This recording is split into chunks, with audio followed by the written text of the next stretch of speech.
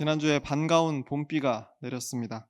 겨우내 눈도 거의 오지 않았었는데 또 그래서 너무 가문 그런 상태에 있었는데 그때 내리는 이 봄비가 얼마나 반가웠는지 저만 그런 것은 아니고 아마 농민들은 더 반갑지 않았을까 그런 생각을 합니다. 덕분에 뭐 꽃은 좀 떨어지긴 했지만 뭐 그러면 어떻습니까? 어쨌든 이 가물었던 땅을 생각하면 아주 가뭄에 단비였다라는 그런 생각이 듭니다.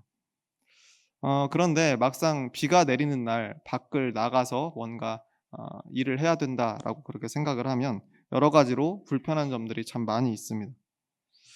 중학교 시절에 제가 버스를 타고 등교를 하던 때가 있었는데 그때 이 버스를 타고 등교하는 시간이 출근 시간과 겹쳤죠. 제가 수도권에서 살았기 때문에 그때 버스라고 하는 것은 출근 시간 버스는 정말 경험해 보지 않은 사람은 알 수 없는 그런 고충이 있었습니다. 그래서 이 탈 때마다 도움닫기에서 타야 된다면 여러분 믿으시겠습니까? 그냥은 이 탈 공간이 없잖아요. 그러면 좀 덩치 큰 사람이 저 뒤로 갔다가 마치 태엽을 당겼다가 아니면 고무줄을 당겼다가 놓듯이 저 뒤로 갔다가 막 달려가서 어깨로 쾅 하고 밀치면 그게 어떻게 들어갑니다. 사람들이 밀려 가지고 안으로 넘어지든 쓰러지든 어떻게 해서 들어가요. 그렇게 해서 매일 아침마다 전쟁처럼 그렇게 버스를 타고 그렇게 출근을 하거나 등교를 하던 그런 때가 있었습니다. 그런데 비가 온다고 생각해 보세요. 비 오는 날 그런 버스를 타야 되면 정말 쉽지 않습니다. 그래서 이 막 아무리 예쁜 옷을 입고 타도 비 오는 날 우산을 들고 그런 만원 버스에 타게 되면 서로 옷이 젖을 수밖에 없고 그러다 보니까 막 짜증 나는 일도 많고 싸움도 참 많이 했던 걸로 제가 그렇게 기억합니다. 물론 지금은 이제 어른이 되어서 이제 차를 운전할 수 있기 때문에 훨씬 여러모로 편해진 것 같기는 합니다. 그런데 사실 비 오는 날에 차를 타고 운전을 할 수 있어도 차 운전석에서 운전하고 내리고 타고 하는 것도 사실 그다지 유쾌한 경험은 아닙니다. 왜냐하면 차 문을 여는 순간 비가 차 문 안쪽으로 그대로 쏟아져 들어올 수밖에 없는 구조이기 때문에 그렇습니다. 그래서 저는 가끔 그런 생각을 해 봅니다. 21 세기를 살아간다고 하는데 이 비 오는 날 차에서 문을 열고 내릴 때 이게 뭐 제 상상으로는 막 에어 커튼 같은 게 나와서 비가 안 맞도록 이렇게 머리에서 안 보이는 지붕을 쳐 준다거나 저 어렸을 때 그런 상상 그리기 그렸던 것 같거든요. 근데 아직도 그게 실현이 안 됐어요. 그래서 여전히 문을 열면 아무리 비싼 차도 비를 내리는 비를 우산을 제때 펴지 않으면 비를 다 맞을 수밖에 없게 그렇게 돼 있습니다. 그래서 저는 비가 내리는 날만 되면 우리 교회 본당과 교육관 사이를 덮고 있는 저 지붕, 파란색 지붕이잖아요. 저 지붕에 항상 감사하게 됩니다. 왜냐하면 그 지붕 안쪽으로 차를 잘 주차해 놓으면 비가 오나 눈이 오나 걱정할 거 없이 쾌적하게 차에서 차에 내리고 또 차를 탈 수 있는 그런 조건이 되기 때문에 그렇습니다. 뿐만 아니라 뭐 사택에서 본당을 왔다 갔다 할 일들이 많은데 그때에도 저 지붕이 비를 막아 주기 때문에 마음 놓고 또 이 사역을 훨씬 수월하게 또 쾌적하게 할 수 있는 그런 고마운 그 시설물이 저 지붕이 아닐까라고 저는 생각을 합니다. 그래서 얼핏 떠오른 것이 이 100 주년 기념관을 옆에 지을 때도 '비를 막아 주는 통로를 만들어서 좀 연결을 해 볼까?'라고 하는 그런 구상도 해 봤습니다. 그런데 우연히 건축에 관련된 책을 읽다가 한 이상한 건물을 알게 됐습니다. 얘가 제가 요즘 건축이나 이런 쪽에 있는 그런 책들이나 정보를 많이 수집하고 있는데 그때 좀 이상한 건물이 이 책에 나오는 거예요. 일본 오사카에 있는 어떤 주택입니다. 그냥 개인 주택인데 굉장히 이상했어요. 뭐가 이상하냐면 일반 가정집인데 방에서 방으로 이동하거나 방에서 화장실을 가려면 반드시 지붕이 없는 작은 마당을 지나가야만 했다라고 하는 겁니다. 그러니까 막 옛날 막 오래된 집 그런 집이 아니고 나름 최신의 어떤 모습을 가지고 있는 집인데 어디 방에서 방으로 이동을 하려면 마당을 꼭 지나야 된다는 겁니다. 마당이라고 하는 것이 넓은 마당이 아니고 아주 좁은 마당이에요. 그러니까 한마디로 얘기해서 지붕을 충분히 덮을 수 있는 그러니까 그렇게 어렵지 않게 지붕을 덮을 수 있는 그런 공간인데 지붕이 없어요. 그래서 방과 방 사이를 이동하거나 아니면 거실에서 주방으로 이동하거나 이 모든 동선에 꼭 이 비가 오면 비를 맞을 수밖에 없는 구조로 지어진 집이 있었다라고 하는 겁니다. 그러니까 이게 만약에 밤에 잠을 자다가 화장실을 가야 된다고 하면 그래도 비 오는 날은 우산을 들고 가야 된다는 거예요. 그리고 또 추운 채로 추우면 겨울이면 옷을 입고 가야 된다는 거. 굉장히 불편한 집 아니겠습니까? 그러니까 이게 이 어쩔 수 없이 이렇게 지었다라고 한다면 뭐 그건 이해할 수 있지만 이 건축물은 건축가가 치밀하게 생각하고 또 계획하고 설계해서 만든 의도된 주택이다라고 하는 겁니다. 그 건축가의 이름은 안도 다다오라고 하는 인물입니다. 세계적으로 손꼽히는 유명한 건축가죠. 1976년에 이 주택을 지었는데 이게 어떻게 보면 그의 데뷔작입니다. 그래서 이 집 하나로 단번에 그가 유명세의 길로 접어들었습니다. 그러니까 안도 다다오는 이 집의 불편함을 이제 여러 사람들이 지적을 했습니다. 이게 왜 이렇게 지었느냐? 이렇게 지을 수밖에 없는 것도 아닌데 왜 이 불편함을 감수하고 살아가도록 만들었느냐라고 비판하는 많은 사람들에게 이런 이야기를 한 적이 있습니다. 비가 오면 우산을 쓰고 마당을 지나면 됩니다. 현대인이 편리함에 익숙해져 포기해버린 생각하는 것과 느끼는 것을 마주할 수 있는 공간입니다라고 그렇게 이야기했다는 거예요. 그러니까 불편한 집을 일부러 만들었다는 거 아니겠습니까? 그런데 안도 다다오는 그 불편함이 주는 가치가 있다라고 그렇게 이야기하고 있는 거예요. 사실 이 이상한 집은 비만 맞는 게 아니에요. 단열이 전혀 되어 있지 않은 집이었습니다. 그냥 생 콘크리트 벽이에요. 그 안에 단열재가 여러분 아시지 않습니까? 건물 안에는 항상 단열재가 들어가서 우리가 겨울에 따뜻하게 지낼 수 있고 덕분에 여름에 에어컨을 틀면 시원할 수 있는 것인데 단열재가 들어가 있지 않은 생 콘크리트 집이었다라고 하는 겁니다. 그래서 여름에는 더워서 있을 수가 없고 겨울에는 추워서 잘 수가 없는 집이 바로 이 집이었습니다. 그 부분에 대해서는 안도다도는 이렇게 얘기합니다. 추우면 옷 하나 더 껴입으시고 그래도 추우면 하나 더 껴입으세요. 이렇게 이야기했다는 겁니다. 무책임하지 않습니까? 책에서 이 부분을 읽는데 그런 생각이 들었습니다. 참 이 세상에는 정말 별난 사람이 많구나. 정말 이상한 사람이 있구나라는 그런 생각을 해왔습니다. 예술 작품이면 이해하겠지만 예술 작품으로는 뭐 어떤 형태든 만들 수 있지 않겠습니까? 근데 이건 집이잖아요. 당장 의뢰를 받고 이 안도 다다오라는 사람이 살 집이 아니고 건축주가 있을 거 아닙니까? 의뢰한 사람이 있을 텐데 그 의뢰를 받고 그곳에서 이제 살아야 되는 사람의 입장이면 이 집에서 어떻게 살겠습니까? 그런데 수십 년의 세월을 지금까지 이게 지어진 지 수십 년의 세월을 그곳에 한 집주인이 잘 적응해서 살고 있다라고 하는 그런 신문 기사도 제가 찾았습니다. 근데 어쨌든 저는 이해가 가지 않는 그런 대목이었습니다. 그리고 책을 덮고 좀 문득 이제 생각을 하다 보니까 갑자기 이런 생각이 떠올랐어요. 어렸을 적에 시골에 있던 우리 할머니 집이 떠오르는 겁니다. 할머니 집도 비 오는 날 화장실을 가려고 하면 기억을 해보니까 비 오는 날 화장실을 가려고 하면 우산을 들고 가야 됐다라고 하는 겁니다. 지금까지 사실 잊고 있던 기억이었어요. 아 맞다. 근데 그때도 그랬지. 내가 할머니 집에서 화장실을 한번 가려고 하면 우산을 들고 가야 됐지. 제 기억에 푸세식이었습니다. 여러분 푸세식 아시죠? 푸세식 화장실이었는데 상황 자체가 상당히 당황스럽지만 재밌었던 그런 기억이 막 떠올랐습니다. 그래서 비가 오면 당연히 비를 맞고 가거나 아니면 우산을 들고 가야 했던 그 집이 기억이 나는 겁니다. 흙바닥이 질척거려서 비가 오면 슬리퍼를 신고 가는데 이 뒤쪽으로 물이 들어올까 봐 이렇게 꽃발 딛고 막 걸어갔던 그런 기억도 났습니다. 그렇게 비 오는 날은 화장실 한번 다녀오는데도 신경 쓸 것이 참 많았던 할머니 집이 떠올랐다는 거예요. 여러모로 사실 불편한 게 많았던 할머니 집이었는데 그저 좋은 기억으로만 남아 있었다라고 하는 게 새삼 놀라웠습니다. 생각해 보면 그때 손자가 막내 손자였거든요. 손자가 화장실 한번 다녀오는데도 할머니께서는 방문 다 열어놓으시고 잘 다녀오나 안 넘어지나 그렇게 지켜보고 계시는 그런 장면이 제가 머릿속에 떠오릅니다. 젖은 슬리퍼를 돌 위에 올려두고 마루 위로 이렇게 올라갈 때 그때 마루 밑에 강아지가 한 마리 있었거든요. 그래서 강아지가 나와서 꼬리 흔들던 그런 장면들이 제가 떠올랐습니다. 정겨운 장면들이 그 집에 참 많이 있었던 것 같아요. 겨울이 되면 저녁부터 볕단으로 아궁이에 불을 넉넉하게 지펴야 이거 소설 얘기 아닙니다. 제가 진짜 그렇게 했어요. 그래서 넉넉하게 아궁이에 불을 지펴놔야 밤새 따뜻하게 잘 수 있었던 그런 시골집이었습니다. 근데 그 아궁이가 또 얼마나 재미있습니까? 이건 합법적인 불놀이 아니겠어요? 밖에 나가서 하면 막 맨날 혼나는데 거기는 합법적으로 하면 할수록 뜨겁게 하면 할수록 칭찬받는 최고의 공간이었습니다. 사람이 없는 사랑방에 가려고 해도 신발을 신고 나와서 마당 한 켠을 지나야 사랑방 마루로 올라갈 수 있었고, 부엌에 가려고 해도 신발을 신고 나와야 됐습니다. 근데 그래서 더 재미있었다는 거예요. 쉽고 편했으면 별 의미 없을 사소한 일들도 어렵고 불편했기 때문에 일거리가 됐던 거죠. 그래서 그곳에 있을 때는 심심할 틈이 없었던 것이 아닐까, 저는 그런 기억이 났습니다.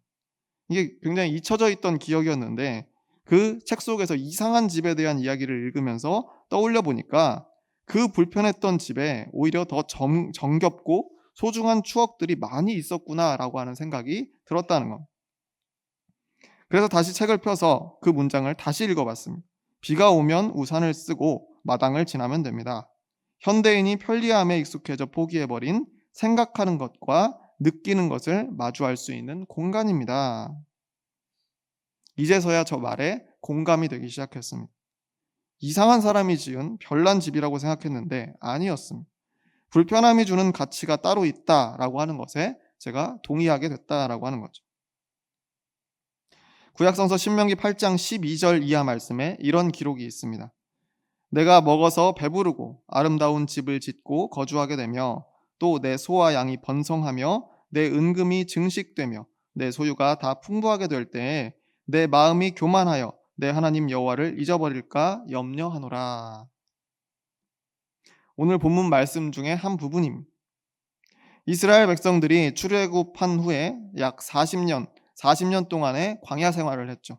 근데 그 생활을 거의 다 끝내고 가나안 땅에 입성하기 직전의 상황을 여기서 그리고 있습니다. 그래서 이제는 이 광야 생활을 이제 접고 이제 약속의 땅으로 들어가는 그 바로 직전에 있었다는 겁니다. 그때 모세가 마지막 고별 설교를 하는 내용 중에 하나입니다. 내 마음이 교만하여 내 하나님 여호와를 잊어버릴까 염려하노라 라고 그렇게 말합니다. 왜 그렇습니까?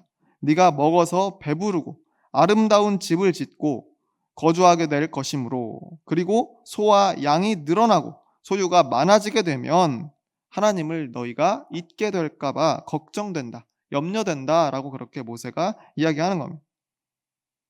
이스라엘 백성은 40년이라고 하는 시간을 광야에서 정말 고생했습니다. 유목민으로서 어디 거할 곳이 없는 집시처럼 떠도는 삶을 40년 동안 살았다는 것. 아무것도 없는 사막 한복판에서 살았죠.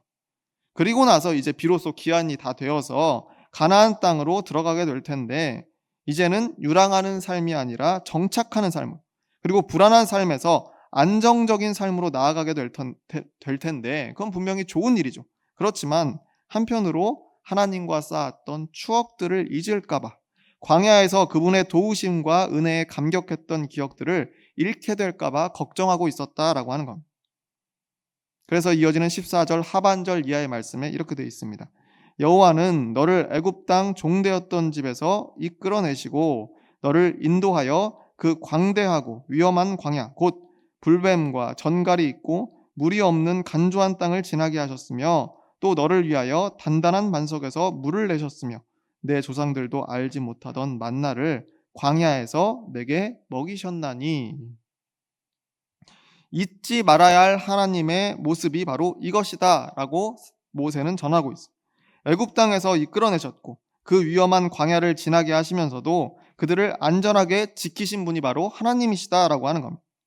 물이 없어서 척박한 땅이었는데 반석에서 물을 내주시고 뱀과 전갈이 득실거리는 위험에서 지켜주셨습니다. 낮에는 매우 뜨겁고 밤에는 매우 추운 기후가 바로 사막의 기후죠.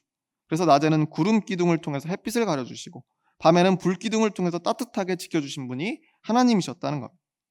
게다가 그 땅은 주인이 없는 땅 아니겠습니까? 다른 민족과 돌발적인 충돌이 있을 수 있는 그런 땅이었습니다. 그런데 그런 상황 가운데에서 전쟁하게 되었는데 그때 하나님께서 지켜주셨죠. 르비딤에서 아말렉과의 싸움에서 이기도록 하나님께서 보호하여 주시고 그 앞에 모든 일들을 하나님이 해결해 주셨다라고 하는 겁니다. 뿐만 아니라 만나라고 하는 특별한 양식을 허락하여 주셨습니다. 그래서 이스라엘 백성들이 광야에서 이 만나를 먹으면서 40년 동안을 지낼 수 있도록 그렇게 도우신 분이 바로 여호와 하나님이다라고 하는 겁니다. 물론 광야에서의 40년을 기억을 만약에 이 백성의 입장에서 해본다고 한다면 하나님의 은혜가 비록 있기는 했지만, 있었다고 하더라도 이후에 들어갈 가나안 땅에서의 삶에 비하면 비교할 수 없이 불편하고 힘든 시절이었을 겁니다. 그런데 하나님께서 이런 불편한 세월을 보내게 하신 이유가 따로 있었는데 이어지는 16절 하반절 말씀에 이렇게 기록되어 있습니다. 이는 다 너를 낮추시며 너를 시험하사 마침내 내게 복을 주려 하심이었느니라. 우리 한 목소리 읽어보겠습니다. 시작. 이는 다 너를 낮추시며 너를 시험하사 마침내 내게 복을 주려 하심이었느니라. 아멘. 앞선 신명기 8장 3절 말씀에서도 이런 기록이 있습니다. 너를 낮추시며 너를 줄이게 하시며 또 너도 알지 못하며 내 조상들도 알지 못하던 만나를 내게 먹이신 것은 사람이 떡으로만 사는 것이 아니요 여호와의 입에서 나오는 모든 말씀으로 사는 줄을 내가 알게 하려 하심이니라. 이렇게 말씀하셨다는 것. 이렇게 모세를 통해서 하나님께서 말씀을 주셨죠. 사람이 떡뿐만 아니라 하나님의 말씀으로 산다라고 하는 것을 깨닫게 하시기 위해서 낮추시고 시험하셨다는 것. 그 진리를 깨닫는 것이 곧 복을 받는 일이라는 것을 하나님께서 알려주신 거죠. 그래서 하나님께서는 그 불편하기 짝이 없는 40년간의 광야 세월을 이스라엘 백성에게 주신 겁니다. 다시 말해서 광야의 불편한 삶을 통해서 하나님만을 바라보게 하셨죠. 하나님의 세밀한 그 도우심들이 얼마나 귀하고 감사한 일이었는지 몸소 깨닫게 하기 위해서 40년간의 세월을 광야에서 보내도록 하나님께서 그렇게 이끄셨다라고 하는 겁니다. 광야라는 이 장소에서 살아간다는 것 자체가 굉장히 위험하고 불편한 일이었지만 그 시간을 통해서 오히려 하나님과 가까워지고 그의 은혜가 시시각각 우리를 어떻게 돕고 계시는지 깊게 체험할 수 있는 귀한 시간이 되었다라고 하는 겁니다. 그래서 시편 119편에 보면 이런 말씀도 기록되어 있습니다. 고난 당하기 전에는 내가 그릇 행하였더니 이제는 주의 말씀을 지키나이다. 고난 당한 것이 내게 유익이라. 이로 말미암아 내가 주의 율례들을 배우게 되었나이다. 시편 119편 67절과 71절 말씀에 이런 기록들이 있습니다. 고난과 어려움, 위험과 불편함 속에서 오히려 주의 말씀을 더 잘 지키게 되었다라고 하는 그런 말씀입니다. 그래서 돌아보니까 고난이 오히려 내게 유익이었다라고 하는 그런 말씀이죠. 광야를 통해서 하나님께 집중하고 하나님의 말씀과 가까워지고 그의 은혜에 감사할 줄 알게 되었다는 이 오늘 이스라엘 백성들의 이야기와 일맥상통하는 시편의 구절이었어요. 그런데 모세는 오히려 이제부터가 걱정이다라고 이야기하는 겁니다.